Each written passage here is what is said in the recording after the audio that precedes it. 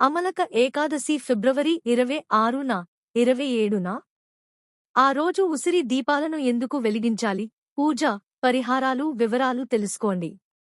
ప్రతి ఏడాది ఫాల్గుణ మాసం శుక్లపక్ష ఏకాదశి నాడు అమలక ఏకాదశి జరుపుకుంటాము.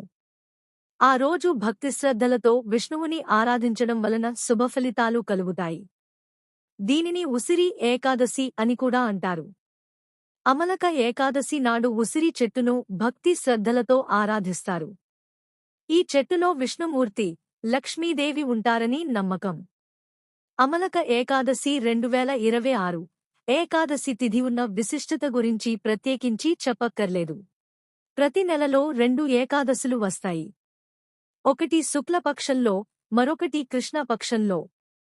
ప్రతి ఏడాది ఫాల్గుణ మాసం శుక్లపక్ష ఏకాదశి నాడు అమలక ఏకాదశి జరుపుకుంటాము.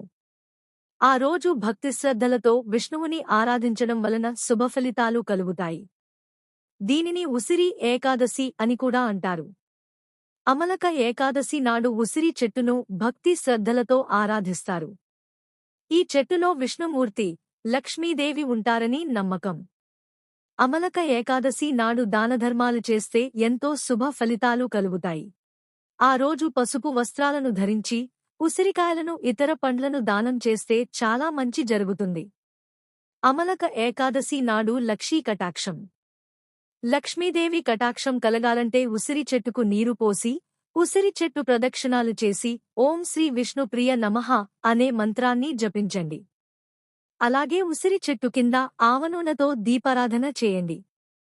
ఇలా చేయడం వలన ఆనందంగా ఉండొచ్చు, సమస్యలు తొలగిపోతాయి, గ్రహదోషాలు కూడా తొలగిపోతాయి.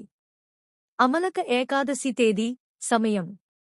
ఈ ఏడాది అమలక ఏకాదశి ఫిబ్రవరి 27న వచ్చింది. ఏకాదశి తిథి ఫిబ్రవరి 26 అర్ధరాత్రి 12:33కి ప్రారంభమవుతుంది. ఫిబ్రవరి 27 రాత్రి 10:22తో ముగుస్తుంది. కాబట్టి ఫిబ్రవరి 27 శుక్రవారం నాడు ఈ ఏకాదశి ఉపవాసాన్ని ఆచరించాలి. అమలక ఏకాదశి విశిష్టత. ఉసిరి చెట్టును చూస్తే పాపాలు తొలగిపోతాయని అంటారు. అలాంటిది ఉసిరి చెట్టును ఆరాధించి, ఉసిరి చెట్టు కింద దీపం పెడితే ఎంతో పుణ్యం కలుగుతుంది. అమలక ఏకాదశి నాడు ఉసిరి చెట్టును పూజిస్తే సకల బాధలు తొలగిపోయి మోక్షం లభిస్తుంది. ఆరోగ్యం, సంపద కలుగుతాయి.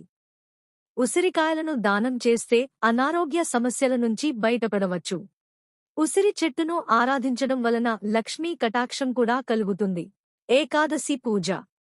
ఏకాదశి నాడు తులసీ దళాలతో విష్ణువును, లక్ష్మీదేవిని పూజించండి. ఓం నమో నారాయణాయ అనే మంత్రాన్ని జపించండి. విష్ణువుకు పూలు, అక్షింతలు, కుంకుమ సమర్పించండి. అలాగే ఉసిరి దీపాలను వెలిగిస్తే కూడా ఎంతో పుణ్యం కలుగుతుంది. నైవేద్యంగా ఉసిరికాయలను కూడా సమర్పించవచ్చు. ఆ రోజు ఏకాదశి స్తోత్రాలు చదవడం మంచిది. అలాగే విష్ణు శ్లోకాలను పారాయణం చేయడం వలన మరిన్ని శుభ ఫలితాలు కలుగుతాయి. ఓం నమో లక్ష్మీ నారాయణాయ నమః.